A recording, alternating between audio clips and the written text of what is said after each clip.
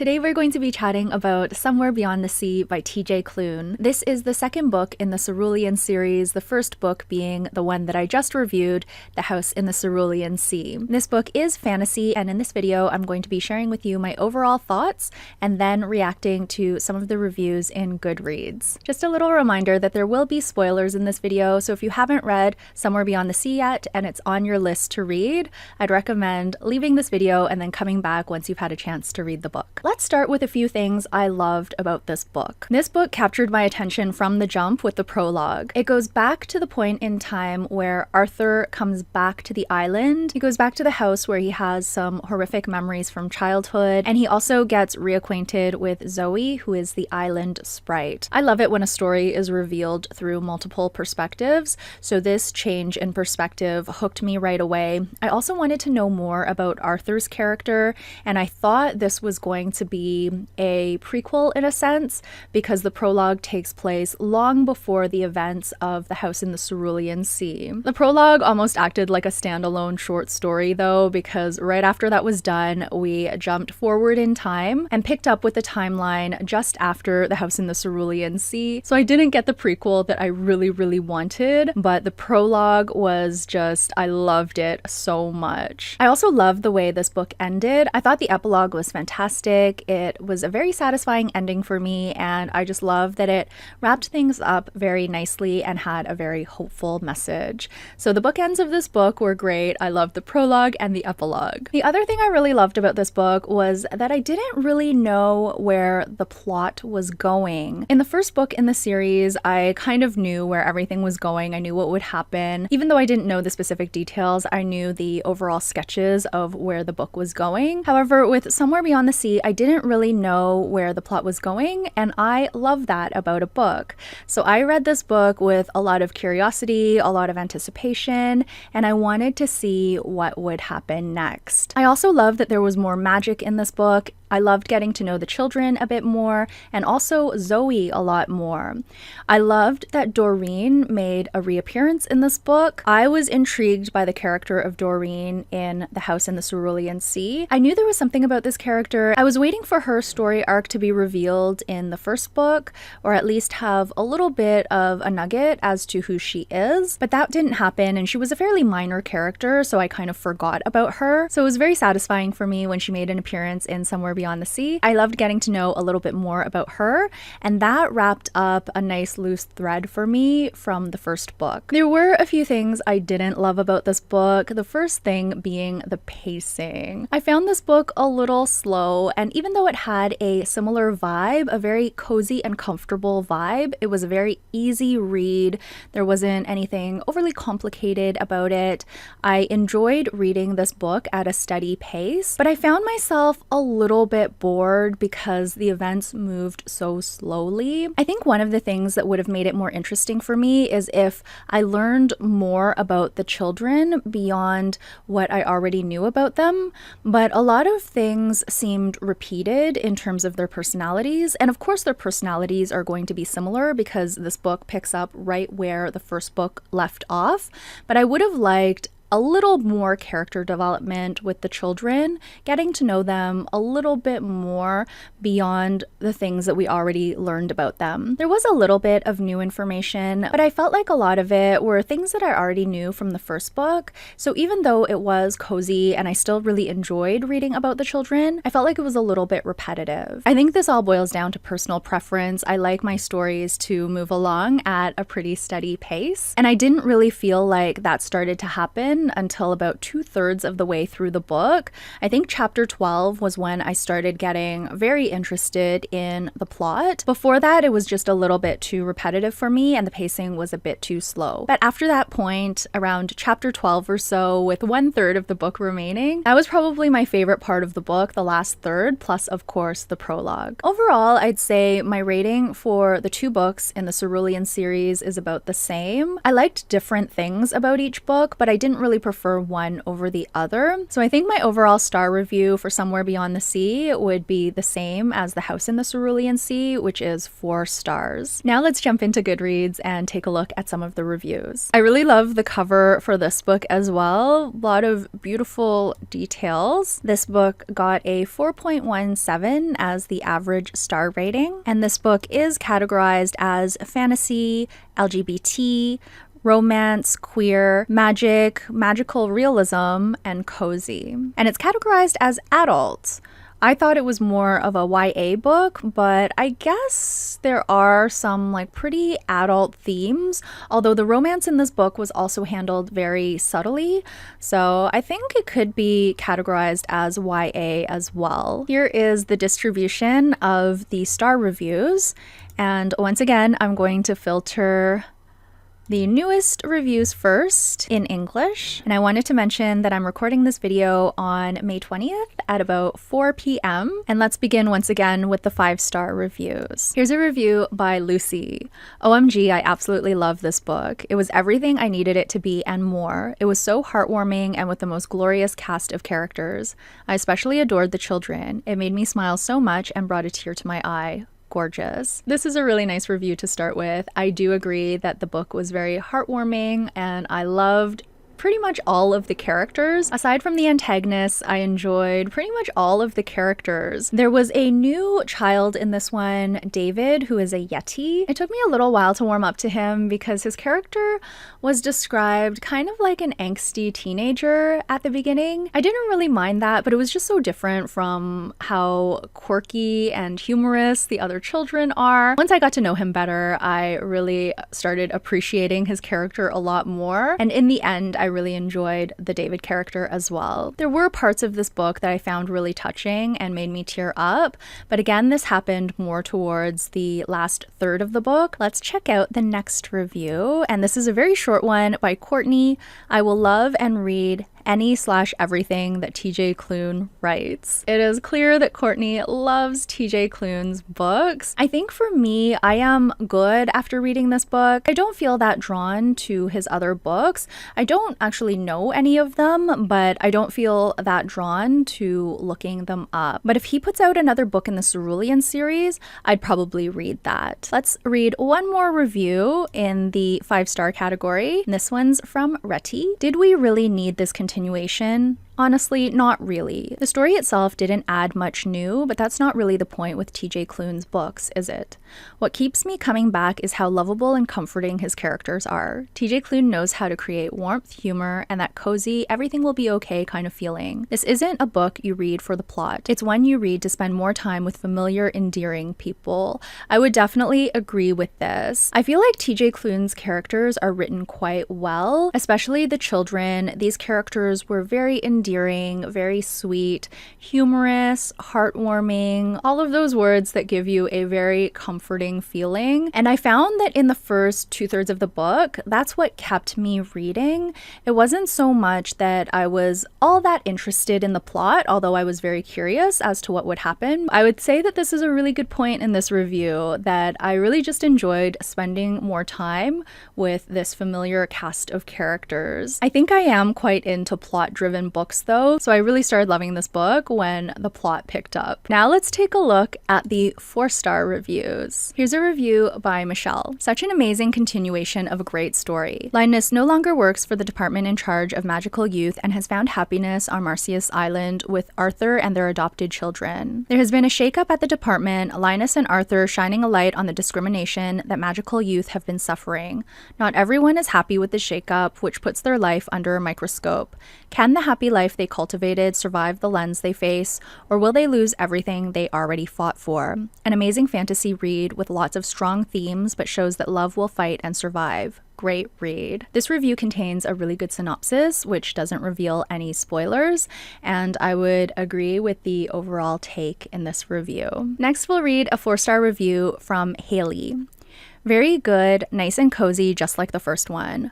Was the political allegory very obvious and a bit too handholdy? Yes, but honestly, I'll take 1,000 more trans allegories over JKR any day. I wanted to talk about this, so I'm glad this review came up. This book is dedicated to the trans community, and that is very clear at the beginning of the book. TJ Klune writes, "For the trans community the world over. I see you, I hear you, I love you. This story is for you." There's no mistaking that this tale was written for the trans community, as what some readers might interpret as a political message, but it's definitely an act of solidarity. This is also clear in the acknowledgements, which I found very interesting.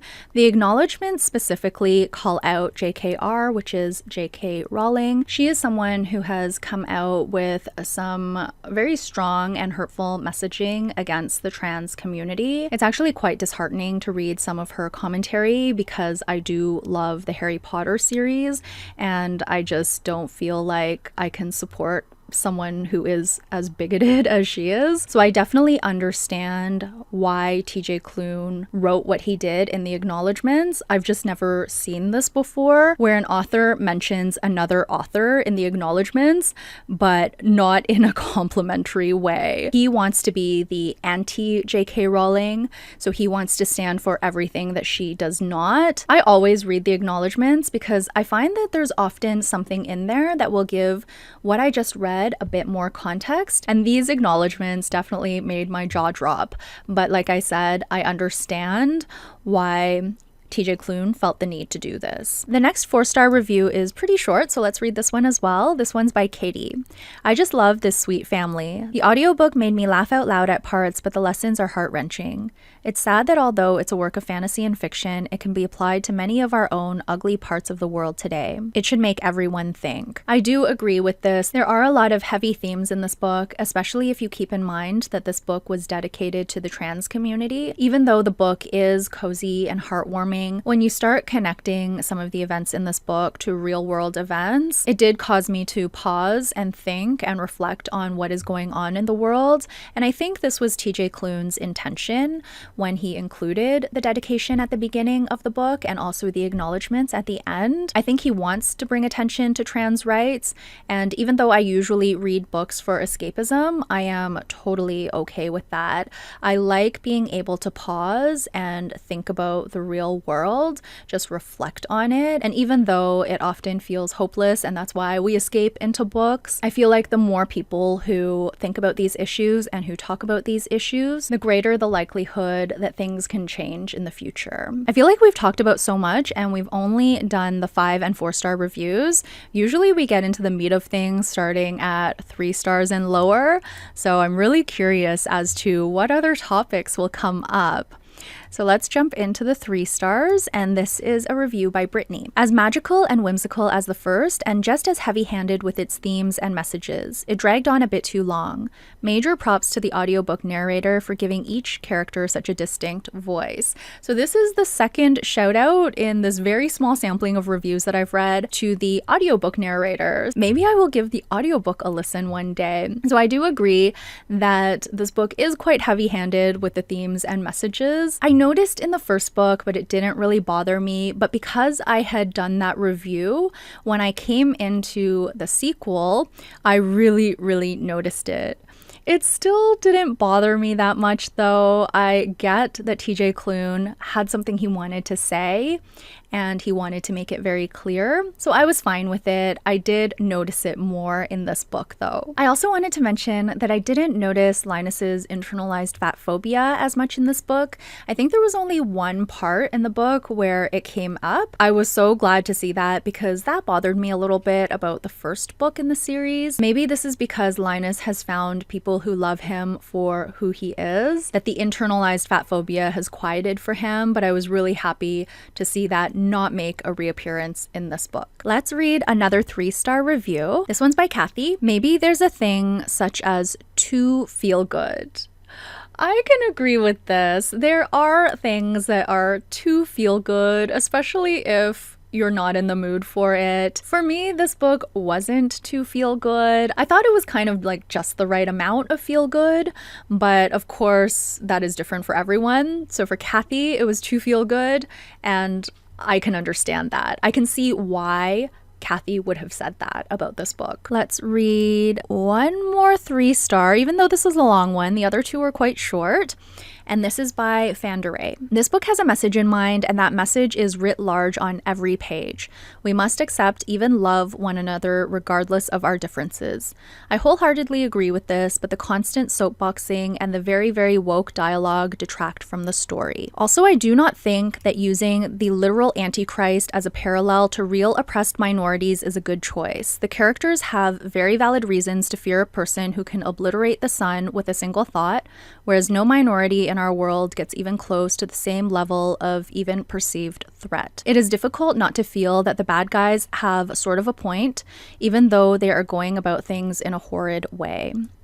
The menagerie of different magical species is interesting, but I find myself wondering how it would work in reality. How many of each are there? Where do they live? How were there 2 yetis that had a child but no other ones to take that child in? Have all been hunted to extinction? And that leads to my last point. The oppressed mages trope does not work here.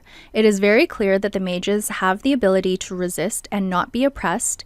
They just haven't for some reason. If not Lucy, someone else should have mind-controlled the leaders of the non-magical community to prevent the genocide of all the magical persons. I can't see how taking the moral high ground here, beyond maybe not using a 7-year-old, but surely there have been others, is the right choice with so many lives in the balance. These are not powerless people, unlike the real oppressed minorities the book is trying to parallel, and their choices do not make sense in that context. This all said, I read to the end and shed both 1 and 2 tears. 6 hours, 27 minutes. I don't know what the time is alluding to. Maybe that's how much time it took for this person to read the book. But I'm really glad I read this review because I had the same thought in terms of this part of the review. Because this book is dedicated to the trans community, I had that top of mind for a lot of parts in the book, and the oppressed minorities in this book are the magical beings. But one of these magical beings is literally the Antichrist.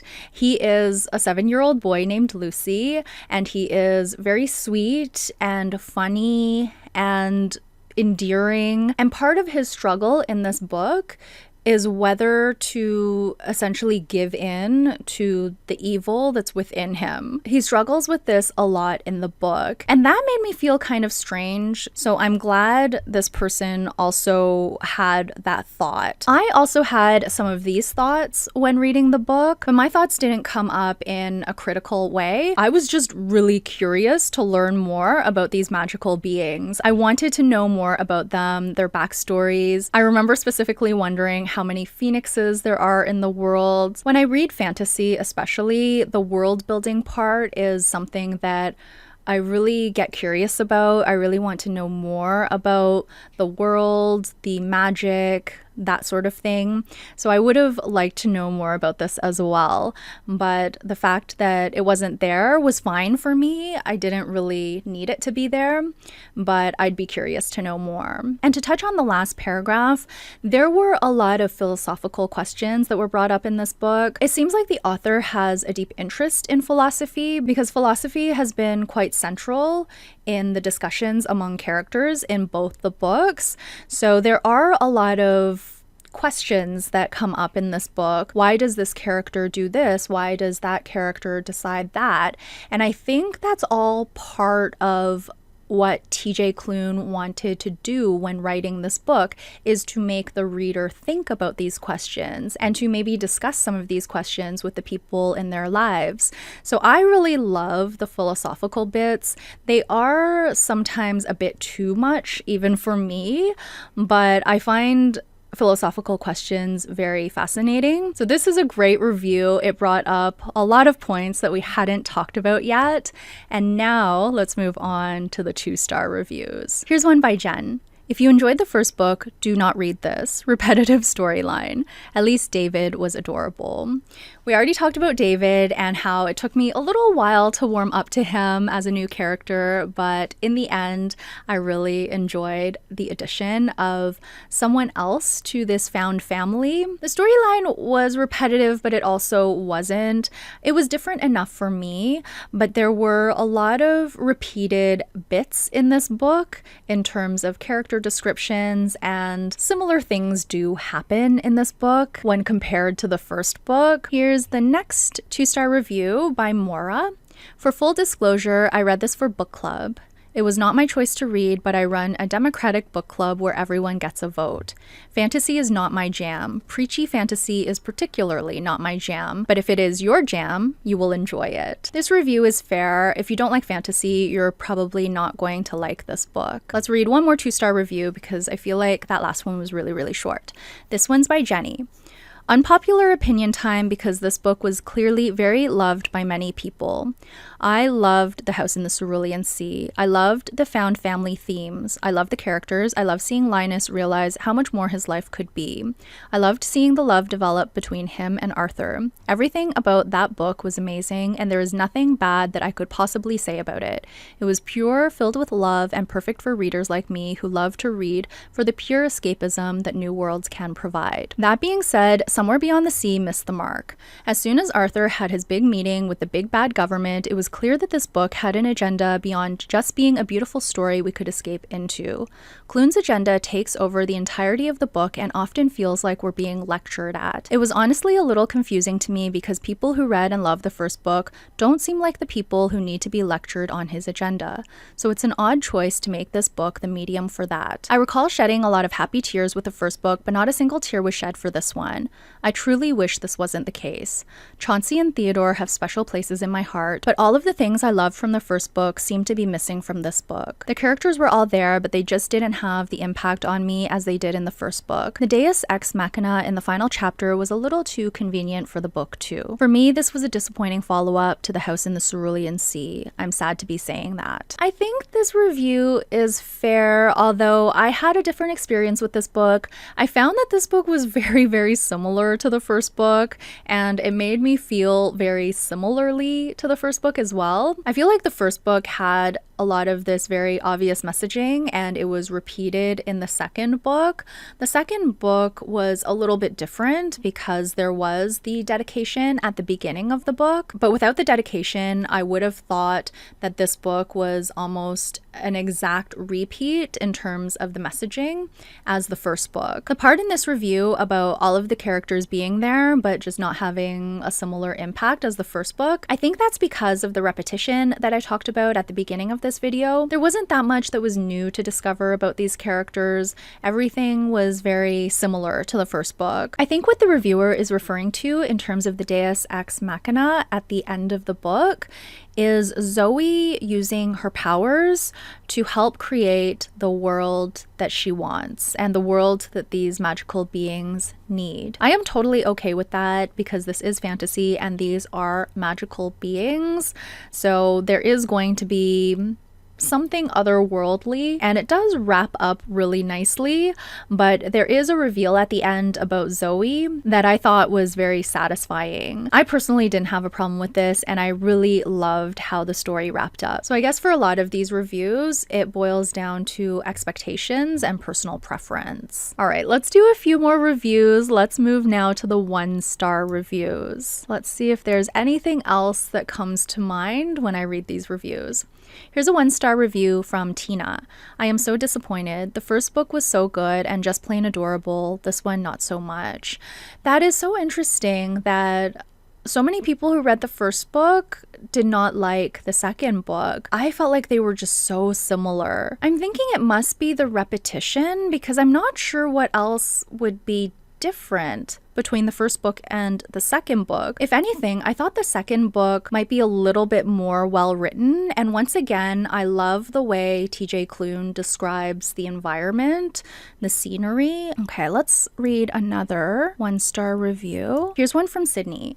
I loved the first book so much and was so excited to deep dive into the sequel, but when I tell you this book is not fantasy at all. It is about an author pushing an agenda down your throat the whole time. I have no problem with books about things like this, and I know this author is all about that, which is totally fine. In the first book, it was perfectly sprinkled in, but the second book was just constant and not taking me to another world. Horrible. Here's another review that is very similar. So maybe it's the repetition as well as the agenda. I'm very confused by these reviews because I felt like the two books were so similar. I felt like both of them pushed an agenda. The only difference I can think of is the dedication at the beginning. I actually have a copy of The House in the Cerulean Sea, so I'm going to see if that one has a dedication. Here's my copy of The House in the Cerulean Sea from the library. There is a dedication, but the reason I don't remember it is because it is quite generic. It just says, "For those who have been with me since the beginning, look at what we've made. Thank you." And as I read this, I do remember reading that at the beginning of this book. Usually when I react to reviews, I can very, very clearly see where the reviewer is coming from. This is the only time I've been genuinely confused because I felt like these two books were so similar. And what I'm thinking now is that the dedication at the beginning of the second book, because it was more a little bit quote unquote political, maybe that caused more of an association to this like so-called agenda by the author. And once you start noticing something, you start noticing it that much more. But personally, I felt like these books were very, very similar to me. They were almost the exact same book, but not, because there were differences, of course. Let's read one more one-star review. We're going to end on this one from Michael. "I found out what the basis of this story was. Not to mention, I was sick of his political crap and shoving his favorite music into the novel." Here is something we haven't talked about yet. I actually love the addition of music and how TJ Klune incorporated music, or the titles, the lyrics, into his books. I like that he doesn't do it in a heavy-handed way. They're in little places here and there, just sprinkled in. Even though it isn't really my musical taste, I am familiar with a lot of these songs. These are very famous songs, classics, and I liked seeing these familiar titles and lyrics pop up in the books. This reviewer seems particularly angry with the political message, and I will just chalk that up to different ideologies. That is going to be it for my review of Somewhere Beyond the Sea. If you've read this book, I would love to hear your thoughts, and I would love to hear about whether you found this similar or different from the first book if you've read both. That's going to be it for today. Thank you so much for watching this video. I will be back very soon with another one. Until then, please take care and bye for now.